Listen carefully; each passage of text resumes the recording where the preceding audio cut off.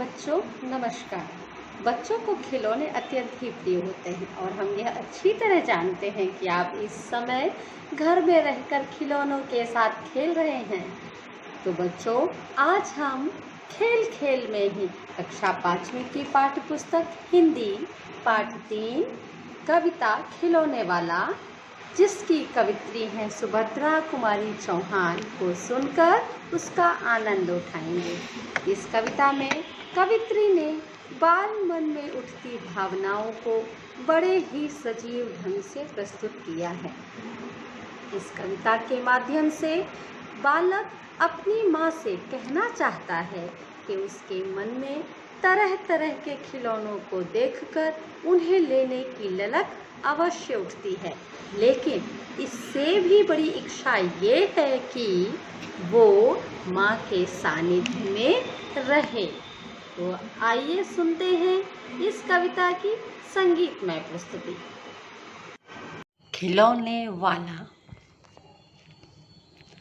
वह देखो माँ, आज खिलौने वाला फिर से आया है। वह देखो माँ, आज खिलौने वाला फिर से आया है। कई तरह के सुंदर सुंदर नए खिलौने लाया है। कई तरह के सुंदर सुंदर नए खिलौने लाया है। हरा हरा तोता पिंजड़े में, हरा हरा तोता पिंजड़े में, गेंद एक पैसे वाली, गेंद एक पैसे वाली। छोटी सी मोटर गाड़ी है, सर सर सर चलने वाली, सर सर सर चलने वाली। सीटी भी है कई तरह की, सीटी भी है कई तरह की, कई तरह के सुंदर खेल। सीटी भी है कई तरह की, कई तरह के सुंदर खेल। चाबी भर देने से भक भक, चाबी भर देने से भक भक, करती चलने वाली रेल, करती चलने वाली रेल। गुड़िया भी है बहुत भली सी, गुड़िया भी है बहुत भली सी, पहने कानों में बाली, पहने कानों में बाली। छोटा सा टी सेट है, छोटा सा टी सेट है, छोटे छोटे लोटा थाली, छोटे छोटे लोटा थाली। छोटे छोटे धनुष बाण है, छोटे छोटे धनुष बाण है छोटी छोटी तलवार, है छोटी छोटी तलवार। नए खिलौने ले लो भैया, नए खिलौने ले लो भैया। जोर जोर वह रहा पुकार, जोर जोर वह रहा पुकार। मुन्नू ने गुड़िया ले ली है, मुन्नू ने गुड़िया ले ली है। मोहन ने मोटर गाड़ी, मोहन ने मोटर गाड़ी। मचल मचल सरला कहती है, मचल मचल सरला कहती है। माँ से लेने को साड़ी, माँ से लेने को साड़ी। कभी खिलौने वाला भी माँ, कभी खिलौने वाला भी माँ, क्या साड़ी ले आता है, क्या साड़ी ले आता है। साड़ी तो वह कपड़े वाला कभी कभी दे जाता है, कभी कभी दे जाता है। अम्मा तुमने तो ला करके मुझे दे दिए पैसे चार, अम्मा तुमने तो ला करके मुझे दे दिए पैसे चार। कौन खिलौना लेता हूँ मैं, तुम भी मन में करो विचार, तुम भी मन में करो विचार। तुम सोचोगी मैं ले लूँगा, तुम सोचोगी मैं ले लूँगा। तोता बिल्ली मोटर रेल, तुम सोचोगी मैं ले लूँगा। तोता बिल्ली मोटर रेल। पर माँ यह मैं कभी न लूँगा, पर माँ यह मैं कभी न लूँगा। ये तो है बच्चों के खेल, ये तो है बच्चों के खेल। मैं तलवार खरीदूँगा माँ, मैं तलवार खरीदूंगा माँ, या मैं लूंगा तीर कमान, या मैं लूंगा तीर कमान। जंगल में जा किसी ताड़का को मारूंगा राम समान, मैं को मारूंगा राम समान। तपसी यज्ञ करेंगे, तपसी यज्ञ करेंगे, असुरों को मार भगाऊंगा, असुरों को मार भगाऊंगा। यूं ही कुछ दिन करते करते रामचंद्र बन जाऊंगा, रामचंद्र बन जाऊंगा। यहीं रहूंगा कौशल्या में, यहीं रहूंगा कौशल्या में। तुमको यहीं बनाऊंगा, तुमको यहीं बनाऊंगा। तुम कह दोगी वन जाने को, तुम कह दोगी वन जाने को। हंसते हंसते जाऊंगा, हंसते हंसते जाऊंगा।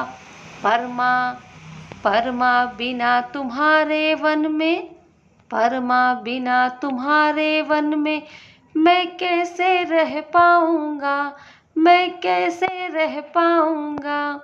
दिन भर घूमूंगा जंगल में, लौट कहाँ पर आऊंगा, लौट कहाँ पर आऊंगा। किससे लूंगा पैसे, किससे लूंगा पैसे। रूठूंगा तो कौन मना लेगा, कौन मना लेगा। कौन प्यार से बिठा गोद में मनचाही चीजें देगा, मनचाही चीजें देगा, मनचाही चीजें देगा। हाँ तो बच्चों, आपने कविता खिलौने वाला उसका आनंद उठाया होगा। अब हम उसके काव्यांशों की व्याख्या करेंगे। अब हम सरल शब्दों में खिलौने वाली कविता का अर्थ समझने का प्रयास करेंगे। तो आइए चलते हैं अर्थ की ओर। अर्थ में बालक अपनी माँ से कहता है कि आज फिर खिलौने वाला तरह तरह के खिलौने लेकर आया है। उसके पास पिंजरे में बंद हरा हरा तोता है। उसके पास 1 पैसे वाली छोटी सी मोटर गाड़ी है। यह मोटर गाड़ी सर सर सर करके चलती जाती है। मुन्नू ने गुड़िया खरीदी है और मोहन ने मोटर गाड़ी। सरला अपनी माँ से कहती है कि वह खिलौने वाले से उसके लिए साड़ी खरीदूं। इस पर बालक अपनी माँ से कहता है कि क्या कभी खिलौने वाले साड़ियाँ भी रखते हैं? साड़ियाँ तो कपड़े बेचने वाले रखते हैं जो कभी कभी आते हैं।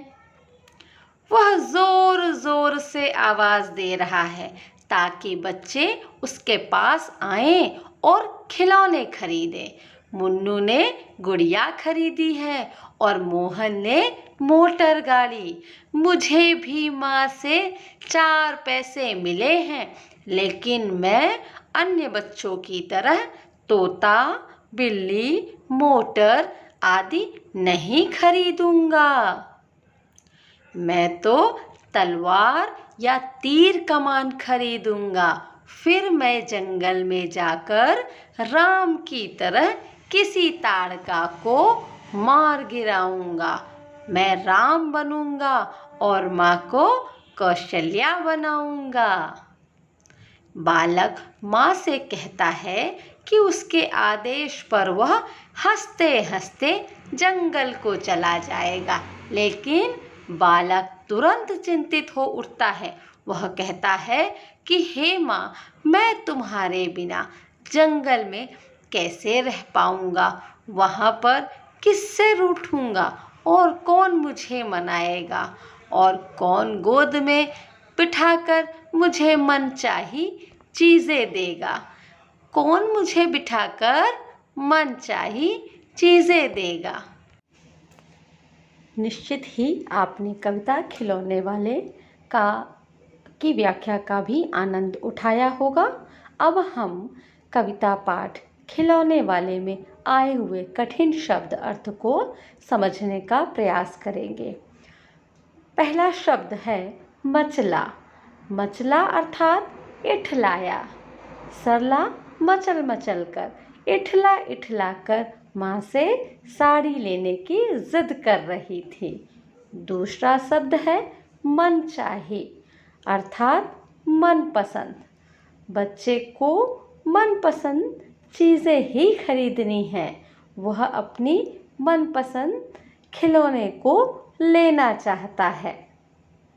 तीसरा शब्द है भली, अच्छी, सुंदर।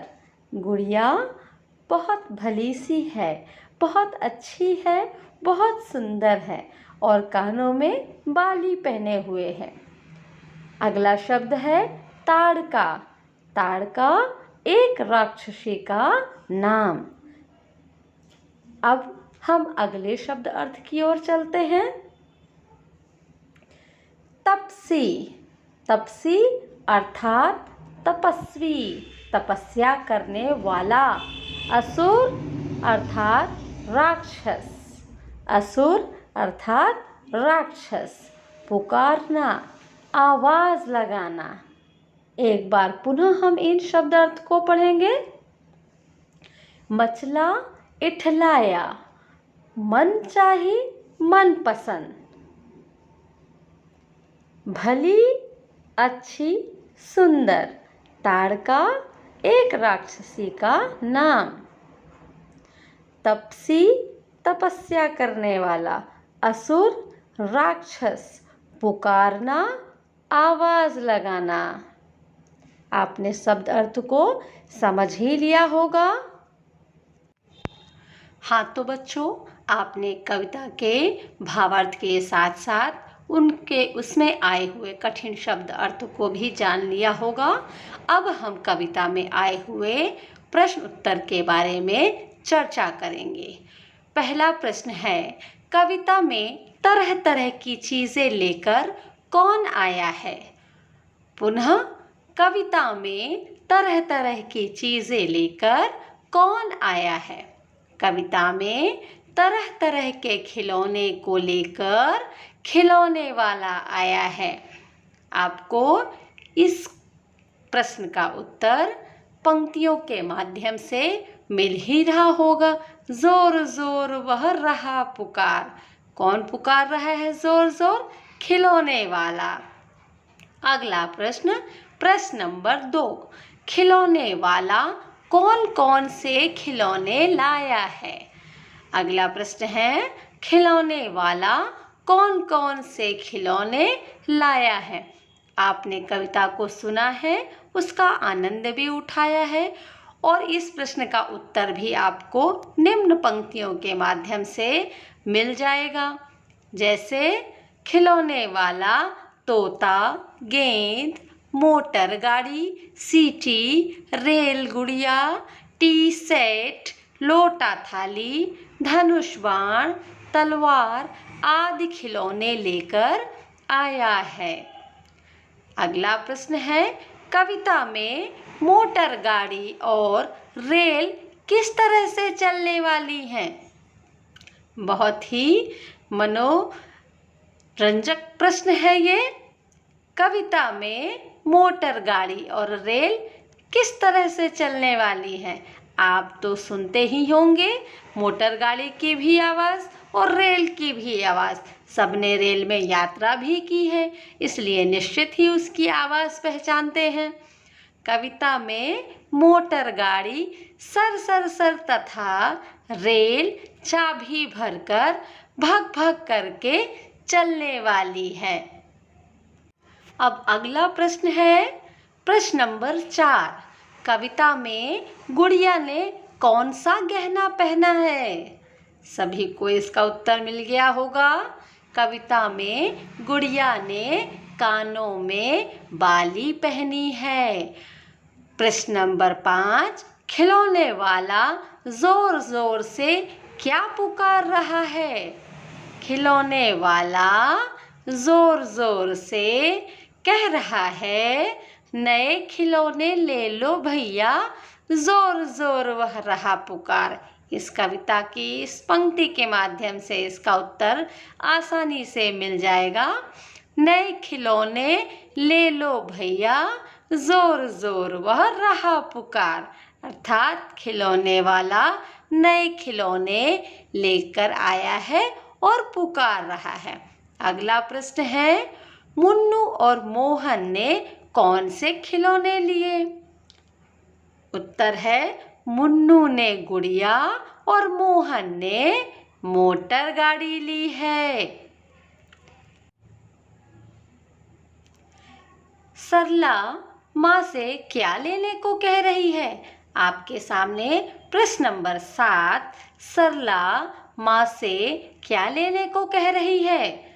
अर्थात इसका उत्तर आपको मिल ही गया होगा। सरला माँ से साड़ी लेने को कह रही है। क्या खिलौने वाले के पास सरला को साड़ी मिली होगी? यह उत्तर तो आपको स्वयं देना होगा। नहीं, खिलौने वाला तो सिर्फ खिलौने बेचता है, उसे साड़ी नहीं मिली होगी। अगला प्रश्न नंबर 9, कविता में बच्चा कौन से खिलौने खेलना चाहता है? कौन से खिलौने लेना चाहता है? कविता में बच्चा तलवार या तीर कमान खरीदना चाहता है।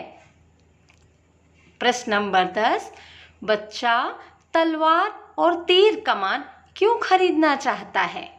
बच्चा तलवार और तीर कमान क्यों खरीदना चाहता है? आपको हमने भावार्थ में भी इसका अर्थ समझाया था कि बच्चा ऋषि मुनि यज्ञ कर सके, इसलिए वह श्री राम की तरह असुरों राक्षसों को मारना चाहता है, इसलिए वह तीर और कमान खरीदना चाहता है।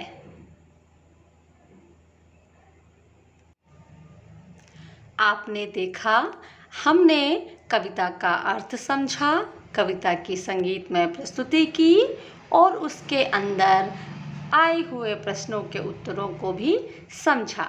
अब हम कविता में आए हुए कुछ ऐसे प्रश्नों को समझेंगे जिन्हें आप जानते हैं। जैसे आपके घर में बहुत सारे आसपास आवाज़ें सुनाई देती होंगी। अक्सर सब्जी वाला सब्जी बेचता हुआ नज़र आता होगा और आपने निश्चित ही देखा होगा इन्हें।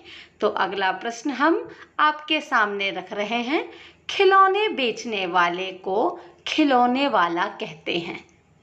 आपने देखा, आपकी कविता पाठ का नाम था खिलौने वाला, वह जो खिलौने बेचता है। खिलौने बेचने वाले को खिलौने वाला कहते हैं। बताइए इन्हें क्या कहते हैं? जैसे मिठाई बेचने वाला, मिठाई बेचने वाला, मिठाई वाला। अगला पान बेचने वाला, जो पान बेचता है वो पान वाला। अगला है, आपके घर में नित्य प्रतिदिन दूध तो आता ही होगा, तो दूध बेचने वाला, दूध वाला। सभी बच्चों को दूध भी बहुत प्रिय होता है और स्वास्थ्य के लिए भी अच्छा होता है। दूध बेचने वाला, दूध वाला। अब हम अगले प्रश्न की ओर चलते हैं, चूड़ी बेचने वाला, चूड़ी वाला। अब आगे की ओर, निश्चित ही घर में तो सब्जियां बनती हैं। हर दिन हमारी मम्मी रोड में आ रहे ठेले वालों से भी जो ज़ोर ज़ोर से पुकारते हैं, आलू ले लो, प्याज ले लो, सब्जी ले लो, सब्जी ले लो, अर्थात सब्जी बेचने वाला, सब्जी वाला। तो आपने देखा किस तरह इन सामान बेचने वालों को हम भिन्न भिन्न नामों से पुकारते हैं। अब हम इस पाठ के अंतिम प्रस्तुति की ओर चलेंगे। हाँ तो बच्चों, आपने देखा इस कविता में बच्चे की मन की भावनाओं का कितना ही मनोरम दृश्य प्रस्तुत किया है। रचयिता कौन है इनके? सुभद्रा कुमारी चौहान। तो कुछ प्रश्न अब आपकी पाठ्य पुस्तिका से। पहला प्रश्न, तुम्हें किसी न किसी बात पर रूठने के मौके तो मिलते ही होंगे। अक्सर तुम किस तरह की बातों पर रूठते हो? यह प्रश्न का उत्तर आपको स्वयं देना है, परंतु हमने इस प्रश्न का उत्तर दिया हुआ है। जब हमें कोई डांट देता है या यूं ही हमारी मनपसंद वस्तु नहीं देता तो हम रूठ जाते हैं। अब आप अपने शब्दों में इस उत्तर को लिखेंगे। अगला प्रश्न है, माँ के अलावा घर में और कौन कौन है जो तुम्हें मानते हैं और रूठ जाते हो तो तुम्हें मनाते भी हैं? तो मुझे तो घर में माँ के अलावा पिताजी, दादाजी, दादी जी, बड़े भाई बहन सभी मना लेते हैं। अब आपको भी इस प्रश्न का उत्तर लिखना है कि आपको जब आप रूठते हैं तो आपको कौन मना लेता है। अगला प्रश्न है, हम ऐसे कई त्योहार मनाते हैं जो बुरे पर अच्छाई की जीत पर बल देते हैं। ऐसे त्योहारों के बारे में और उनसे जुड़ी कहानियों के बारे में आपको कक्षा में तो नहीं सुनाना है, घर में सुनाना है। ठीक है, हम आपको इस प्रश्न का उत्तर भी बता देते हैं। जो बुराई पर अच्छाई की जीत का प्रमुख त्योहार है वह है दशहरा, जो भगवान श्री राम की रावण पर जीत का प्रतीक है। इसी तरह अन्य भी त्योहारों के बारे में आपको बताना है। यहाँ पर अब यह आपका पाठ समाप्त होने जा रहा है। निश्चित ही आपको इस पाठ का भावार्थ बहुत अच्छी तरह से समझ आ गया होगा।